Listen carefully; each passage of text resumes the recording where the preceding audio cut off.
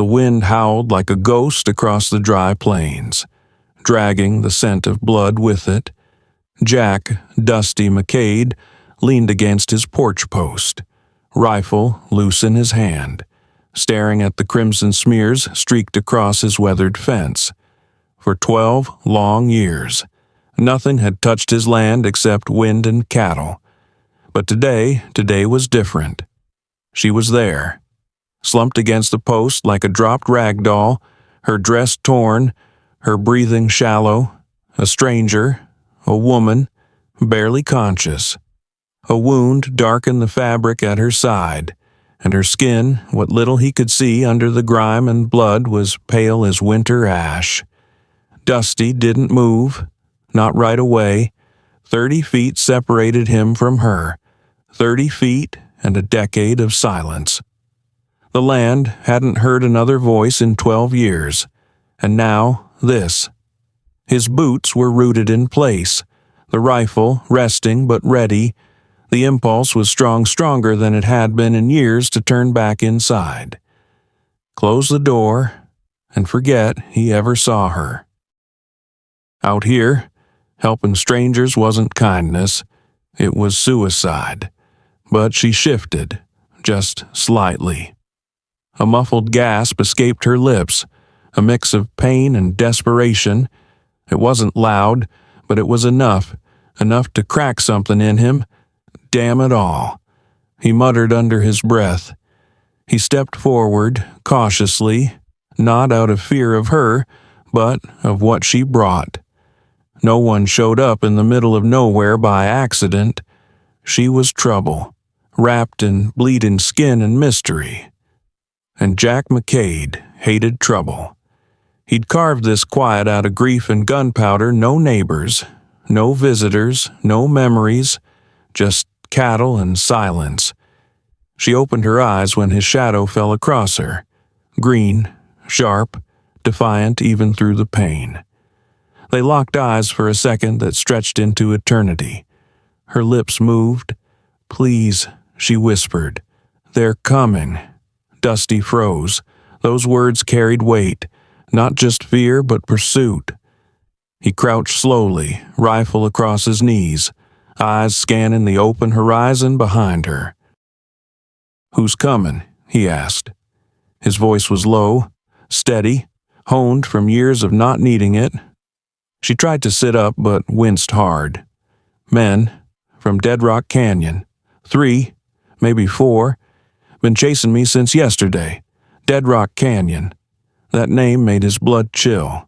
40 miles south. Old silver mining territory turned outlaw haven. The kind of place where names didn't matter and pasts stayed buried until they didn't. "You run from them?" he asked, sharper than he meant. Her eyes flared with anger, even in her weakened state. "I didn't steal nothing. I saw something I wasn't supposed to." Dusty studied her face. It wasn't just the dirt or blood that told him the truth. It was the tremble in her voice, the way her jaw clenched to keep from crying out. She wasn't lying. She was broken, hunted. "I was there to buy supplies." She whispered, "Wrong time, wrong place. They killed a family, the Hendersons. They found something silver. Maybe. I saw it happen. They saw me." The breeze shifted, carrying with it the unmistakable rhythm of hoofbeats. Dusty's head snapped toward the horizon. A dust cloud rose in the distance, not more than 10 minutes out. He rose, rifle ready, glancing down at the woman. "Can you walk?" She nodded faintly. "What's your name?" he asked as he helped her up. "Lila," she said, her voice barely holding. "Lila Monroe." "Well, Miss Monroe," Dusty grunted as he slipped an arm around her waist. "You just bought yourself a place in the last refuge of Jack McCade. Let's get you underground." The trap door creaked shut with a heavy thud, and the ranch fell silent again. Dusty stood above it, breathing hard, the air thick with dust and dread. Lila was safe. For now. He moved quickly, scattering the old rug back over the hidden cellar, then checked the window. The riders were closing in. Less than 10 minutes now. He could feel it in the ground, a dull vibration growing with every hoof beat. Dusty's mind spun. He hadn't spoken to another soul in 12 years. Not really. Not beyond a grunt at the trading post or a nod to the cattle buyer. And now he was hiding a fugitive one who claimed to have witnessed a massacre. He poured a glass of water with trembling hands. Not from fear, no. He'd stared down death before, but from something worse, the familiar burn of anger, of conscience, of knowing what was coming. Voices always brought bullets. He knelt beside the trap door and tapped twice. "You still breathing down there?" Lila's voice drifted up, hoarse but steady. "Yeah, I think I stopped bleeding. Maybe." Dusty didn't open the door. "Not yet. You said they killed a family, the Hendersons." A pause, then, all of them, father, mother, 2 daughters, the little one. She couldn't have been more than 8. She screamed when they shot her daddy, so one of them, Kane, I think just walked up and shot her too.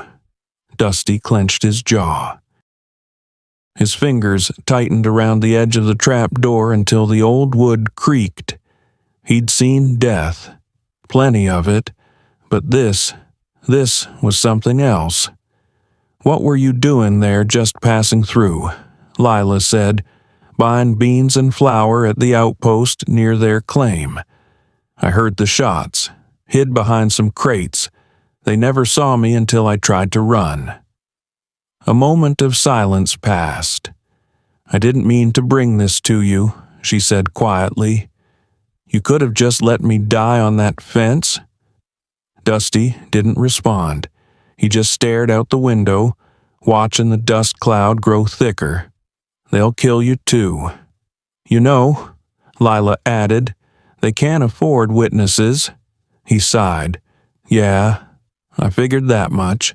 He could see them now, 4 riders, maybe 5, moving fast, formation tight. They knew how to track, how to hunt. These weren't amateurs. These were executioners. Dusty stood up, checked the rounds in his rifle, then crossed the room to grab a second pistol. He paused, then opened the trap door again. Lila squinted up at him through the dim. "You ever shoot?" he asked. She nodded slowly. "My pa taught me when I was a kid. I'm not good, but I'm not useless." Dusty handed her the pistol and a box of rounds. "Stay down there. Load up. If I don't come back, don't wait." "You're going to try to lie to them?" she asked. He stared at her. "I'm going to try to survive." She held his gaze for a long moment. "You don't owe me anything?" "I know," he said. "That's what makes it worth doing." Dusty paced the length of the porch, boots thudding against the boards that had weathered 12 years of sun and solitude, but nothing. Not even the fire that took his brother. Had churned his gut like this. He should have left her there. Let the desert claim her. Would have been easier. But as the riders crested the ridge, dark silhouettes against a brightening sky, he knew ease wasn't part of this story. The lead man rode tall in the saddle. Long black coat flapping, a scar cutting down his jaw like a knife wound that never healed. His eyes locked on Dusty with the predator's cold. "You McCade," he called. Dusty didn't flinch. "Depends who's asking. Name's Slater. Jed Slater. My boys and I were tracking someone. Dangerous girl. Ran off with something that ain't hers. You seen anyone come through Dusty's mouth was dry, but his voice came steady. Ain't seen a soul in weeks. This land's lonely like that." Slater tilted his head, scanning the ranch. His eyes landed on the blood-stained fence. His lips curled. "Funny," he said. "We followed her trail straight to your gate. That blood's fresh. Coyotes," Dusty replied flatly. "Mean this time of year, one of my heifers got clipped." Slater dismounted. "Real slow. Mind if we take a look around? Just want to be sure." Dusty stepped forward, rifle still in hand. "Not quite raised. I mind, but I reckon you ain't asking." Slater chuckled. "Sharp man."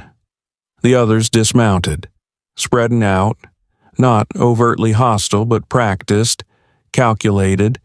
These weren't hired guns. These were killers. And Dusty. He was just a rancher who'd buried his past with a name he no longer spoke. One of Slater's men, Skinny. Twitchy crouched near the porch, inspecting the dirt. He touched something. Blood. A trail. Jed. He called. Trail runs straight to the door. Slater's smile vanished. Dusty's fingers curled tighter around the rifle. One lie. That's all he had left. One chance. "Could be mine," he said. "Cut my hand fixin' barbed wire. You're full of excuses. Rancher." Slater growled. Dusty looked him in the eye. "You come onto my land uninvited. You make demands, but I see what you are. What's that A-man running from justice? Men like you don't chase women across the desert unless they're hiding something real dark." Slater's eyes narrowed. "That woman's a thief and a liar." "She said she saw you kill a child," Dusty replied, voice quiet but cutting. "Said you gunned down an 8-year-old. That true?" Slater. The scarred man's face tightened, rage boiling up, but he didn't answer. He didn't have to. Dusty knew, just like he knew what kind of man he was standing against. There was a time he would have pulled the trigger right then, back in the war, back when justice came in steel and gunpowder, but 12 years had dulled that instinct until now. Slater stepped forward. "Bring her out, now, and maybe we'll make this easy." Dusty didn't move, didn't blink. "She ain't yours to take." Slater's hand dropped to his gun, and Dusty whispered, more to himself than anyone else, "Let justice begin again." The wind dropped suddenly, as if the whole land was holding its breath. Dusty McCade stood on his porch, rifle at ease but hands tight, facing down Jed Red-Eye Slater and his crew like a lone coyote against a pack of wolves. Behind him, hidden beneath floorboards and shadows, Lila Monroe sat in silence, counting heartbeats between survival and slaughter. Slater's boots hit the earth with purpose. His men fanned out across the yard, their silence more dangerous than shouting. They weren't nervous, they were disciplined. "You're lying." "Rancher," Slater said, voice low but sharp, "and you ain't good at it." Dusty didn't blink. "Then why ask questions if you already got answers?" Slater's eyes twitched toward the porch, toward the blood trail his scout had found. "See? The problem is, your land's too clean. Everything's tidy. Too tidy. Except that." He pointed at the crusted crimson smudge drying against the bottom step. Dusty followed his gaze, already knowing it was too late to cover it. His throat tightened. "Told you. Coyotes. Coyotes bleed like people now." One of the men laughed. Slater didn't laugh. He just kept walking. Every step he took toward the porch, Dusty's fingers itched on the trigger, but he couldn't start this fight. Not yet. Not until he knew how far they'd push. "Look, McCade," Slater said, stopping just a few feet from the steps. "I know what you're thinking. You think you can bluff this out, think we'll ride off if you puff your chest long enough, but you don't know who you're dealing with. Dusty met his gaze. Neither do you. Behind him, in the stillness of the house. He imagined Lila listening, gun in hand, every creak of wood like a drumbeat of doom. Slater smirked. You know what Dead Rock Canyon's built on, McCade. It ain't silver, it's silence. Folks there, they don't ask questions, they don't testify. You break that rule, you vanish. Dusty took a breath. Maybe it's time someone broke the silence. Slater's smirk faded. You're gonna die for a girl you just met. Dusty's grip tightened. No, I'm gonna stand for something I forgot how to. A beat passed. Then Slater barked. Search the house. Two of his men moved toward the porch. Dusty stepped down, blocking the stairs with his frame. I said, Slater began. Dusty raised the rifle slightly. I heard you, but you'll have to step over me first. The air snapped taut like a stretched wire. The two men froze. Slater's hand hovered inches from his revolver. Dusty's finger found the trigger, and then, from the east, a thunder of hooves broke the standoff. A single rider burst over the ridge, his horse frothing, eyes wild. He pulled hard, dust swirling around him as he stopped short of the gang. Jed Trouble, Big Trouble. Slater turned, irritated. What now? The sheriff. The rider gasped. Someone tipped him. He's asking about the Hendersons, about your crew, about Silver. For a moment, just one breathless beat. Dusty thought it was over, that Slater would pull back, cut his losses, but then the scout called from behind the porch. Blood leads straight to the door. She's here. Slater's gaze snapped back, and something cold and feral gleamed in his eyes. Well, hell, he whispered. Guess we ain't leaving empty-handed after all. Slater's boot landed on the first step. Dusty didn't move, but the air around him coiled like a rattler about to strike. That's close enough, he said, voice low, calm, lethal. Slater's eyes narrowed. You really willing to die for her? Dusty tilted his head. You willing to die trying to take her? The two men stood. The only sound between them the shifting of boots in dirt, the low groan of horses, and the wind whispering secrets between rifle barrels. Slater chuckled. Slow and bitter. You got spine. McCade, I'll give you that. But spine don't stop bullets. I know, Dusty said, but maybe truth does. That made Slater flinch just barely. Enough for Dusty to know he struck something deeper than bone. One of Slater's men, Billy, the twitchy one, raised his voice. Jed, let's just shoot him and be done with it. We waste more time. The sheriff might ride this way. Slater didn't answer right away. He kept his gaze locked on Dusty, calculating, shifting the pieces. Then he stepped back. Dusty didn't exhale, just waited. Slater turned to his men. Fan out. Watch the sides. If she's inside, we smoke her out. If McCade wants to make himself a martyr, let him. Dusty's blood ran cold. One of the men reached into a saddlebag, pulled a stick of dynamite. His hands moved fast, practiced. Dusty raised his rifle. Touch that fuse and you die first, he said. The man froze. Slater raised a hand. Easy now. No need for fire yet. His voice was too calm. Dusty saw it then, the plan shifting. This wasn't desperation. It was a setup. Slater stepped forward again, but this time slower, arms spread like a preacher delivering bad news. You got one chance. McCade, bring her out. She testifies. I swing. My men swing. We all know that. So, here's my promise you hand her over. I let you live. You go back to your cattle, your ghosts, I disappear. No harm done." Dusty stared at him. Behind the mask of calm, he saw the truth. Slater was desperate, cornered, and desperate men kill fast. He didn't answer with words, just lowered the rifle an inch, then slowly turned back toward the door, buying time. Every step, every heartbeat. He thought of the girl under his floor, her blood on his boards, her story carved into his conscience.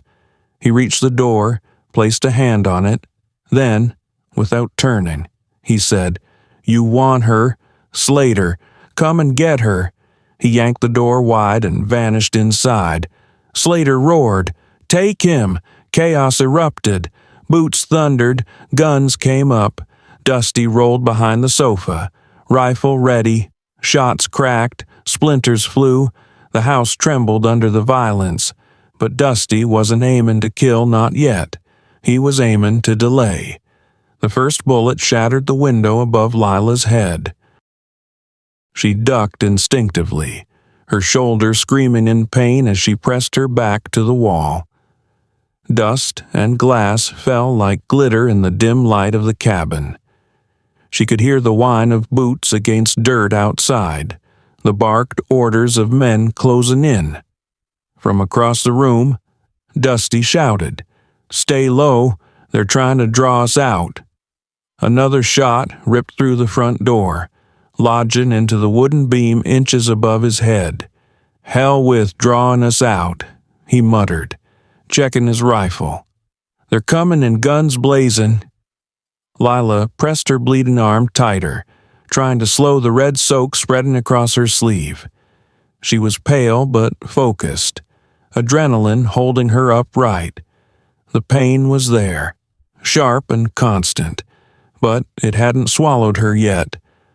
Outside, she heard Slater yelling, "McCade, you still breathing in there? Bring out the girl and maybe we don't burn the place down." Dusty ignored him. He pulled open the old wooden trunk near the hearth, tossing aside spare rope, a rusted lantern, and finally, finding the box marked with a skull, dangerous cargo from a long-forgotten mining job. Inside, 2 sticks of dynamite, still dry, still ready. He didn't look at Lila when he said, "You got any fight left in you?" She nodded, jaw clenched. "I got enough to shoot that bastard in the scar." Dusty's grin was grim. "That's what I like to hear." He handed her his spare Colt from the emergency stash. 5 rounds, make 'em count. "What about you?" she asked, watching as he tied a fuse to one of the sticks, his fingers steady despite the chaos shaking the walls. "I've got my old friend here," he said, patting his rifle, "and a whole lot of bad ideas." Bullets ripped through the front again, this time higher warning shots meant to scare. Dusty struck a match, lit the fuse on the dynamite. "You stay here," he said. "When I say move, you move. Otherwise, shoot anything that ain't me." Then he opened the side door and vanished into the smoke and wind. Outside, chaos ruled the ranch. Slater had regrouped his remaining men behind water troughs, fence posts, and the remains of the busted barn wall. 2 were flanking left, trying to get a better angle. 1 crouched behind a barrel, eyes locked on the cabin. Slater stood near the porch, gun drawn, teeth bared, his coat flapped like a devil's cloak, his boots steady despite the scattered blood around him. "Where is she?" "McCade," he yelled. "You don't think I'll burn your whole damn place down, Dusty." Crouched behind the chicken coop, lobbed the first stick of dynamite. It landed right between the troughs where 2 of Slater's men huddled low. They barely had time to scream. The blast was thunder. The ground shook. Dirt and splinters and shrapnel exploded skyward. The men were thrown like rag dolls, one tumbling lifeless, the other screaming as he crawled, blood pouring from his leg. Slater hit the ground, covering his head, gun flying from his hand. The silence that followed was a roar in itself. Dusty used the chaos. He sprinted for the barn, weaving low, bullets chasing his heels. Behind him, Lila fired slow and sharp, forcing Slater's last man to duck. Inside the barn, Dusty found the second stick, lit it, and took cover. Another gunfight erupted. Slater had recovered his weapon and now roared with fury. "You damn fool, you think dynamite saves you? I'll bury you with your own cattle." But Dusty wasn't listening. He had one last blast to deliver. Dusty bolted from the barn with the second lit stick of dynamite clenched in his left hand, his rifle slung across his back. Smoke clung to the air, stinging his eyes. His boots pounded across the earth, each step bringing him closer to the hellfire he was about to unleash. From the porch, Lila spotted him. Blood had soaked through the bandage on her arm, but she held firm, crouched low behind the split rail railing, Colt steady in her hands. "Dusty!" she shouted over the ringing in her ears. He didn't answer, just raised the stick of dynamite high, and in one fluid motion, hurled it toward Slater's position. The fuse trailed like a comet. Slater's eyes caught it midair. He dove. The blast tore apart the water trough and sent Slater's last remaining man flying backward in a storm of fire. Wood and dust. For a moment. The entire front yard of the ranch looked like a battlefield from Dusty's memories, violent, scorched, and still ringing from the echo of justice. But when the dust settled, Slater was still there. Half his coat was scorched, his face bleeding from a dozen cuts, but his eyes burned hotter than ever. He rose from behind a smoldering post, gun raised, teeth clenched like an animal. Lila fired. The bullet caught Slater in the shoulder. He staggered but didn't fall. Instead, he raised his revolver and took aim straight at her. Dusty saw it. He was 30 feet away, too far to intercept, too close to scream. His lungs locked. Time slowed. Lila didn't flinch. Her eyes met Dusty's, calm, certain, ready. Then from Dusty's belt, the second stick of dynamite still lit rolled free. He hadn't thrown it. He'd dropped it when he reached for his rifle, and it had bounced, rolled, right to Slater's feet. Slater looked down, his face twisted from rage into shock. The blast took him off the ground. When the light faded and the dust settled once more, there was only quiet, real quiet, no gunfire, no screams, just the creak of the porch and the slow groan of a burned rafter giving way. Dusty lowered his rifle and walked slowly across the yard. Slater's body lay crumpled in the wreckage. The fight was over. On the porch, Lila was sitting now, her head back against the post, the pistol still in her hand. Her eyes were open, watching him, barely able to speak. "You okay?" Dusty asked, kneeling beside her. She smiled faintly. "They're gone." He nodded. "They're gone." Her fingers gripped his sleeve. "It's not just revenge," she whispered. "It's justice. That little girl, Sarah Henderson. She can rest now." Dusty swallowed hard, then wrapped his hand over hers. They sat there in silence, surrounded by smoke, broken boards, and shattered calm, but for the first time in years. Dusty felt something crack inside him, not pain, not fear, something softer, something like peace. 3 days later, the sound of hooves returned, but this time, they brought law, not death. Dusty McCade stood in front of his half-collapsed porch, hammer in one hand, a length of pine in the other. His shirt was dirty, sweat clinging to his brow, but his movements were steady. There was peace in rebuilding, a rhythm he hadn't felt in years. Lila Monroe sat nearby in the shade, her arm bandaged properly now, her face still pale but brighter. She watched him with quiet intensity, like someone who had learned not to trust peace, but wanted to believe in it anyway. The sheriff's posse rode in slow and steady. 6 men, rifles at their saddles, eyes sharp. At the front rode Sheriff Amos Garland, a man as solid as the land itself, with a white beard, gray eyes, and a voice like a judge's gavel. He dismounted without a word, took in the broken porch, the blackened crater near the water trough, and the covered bodies laid neatly in a row beside the barn. Dusty stepped forward and offered a slow nod. "Sheriff." Garland didn't return it immediately. He turned to look at the burned ground, then at Lila. "You McCade, I am."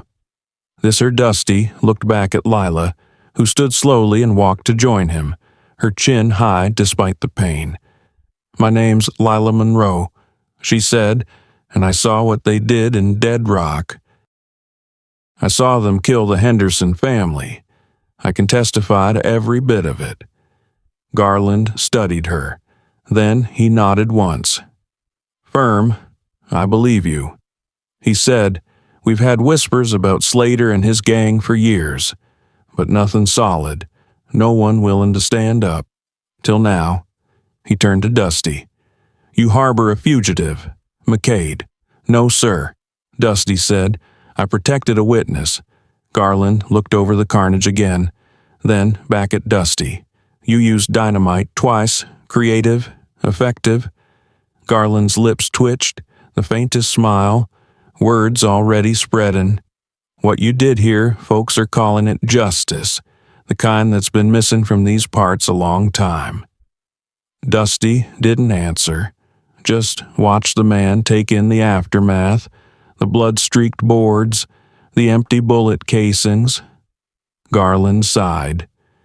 "We'll take the bodies, file the reports. You two stay close.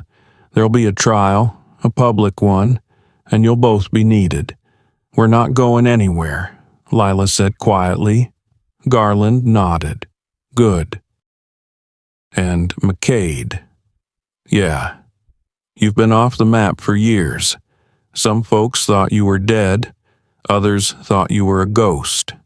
But after this, you're neither. You're a man who stood up when it mattered. That means something." He offered his hand. Dusty took it. Then the sheriff turned and rode out, taking the dead and the weight of the past with him. The weeks passed. The ranch healed slower than the people, but heal it did. Dusty replaced the boards, cleaned the soot, fixed the trough.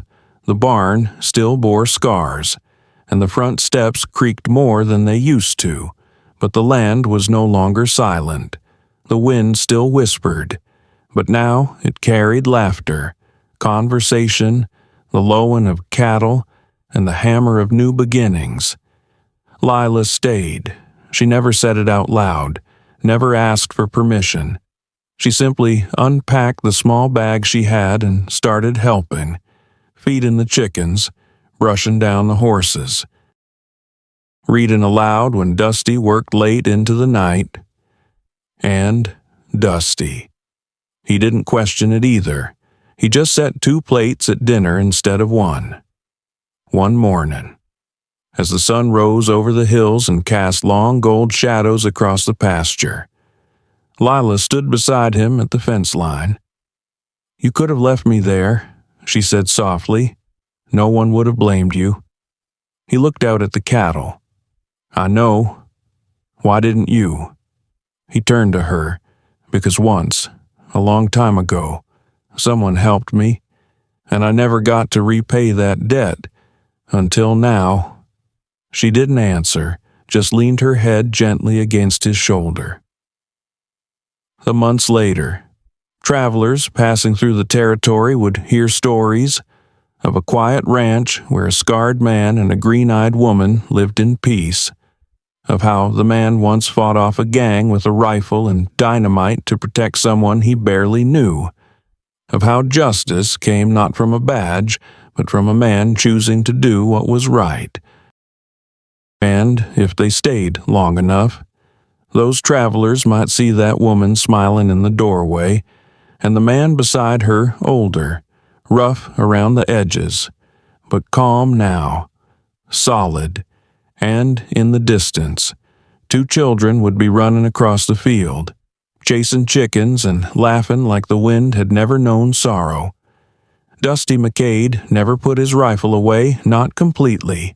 He kept it clean, loaded, above the mantel, but he never had to fire it again, because some battles, once won, stay won, and some peace, once earned, lasts forever.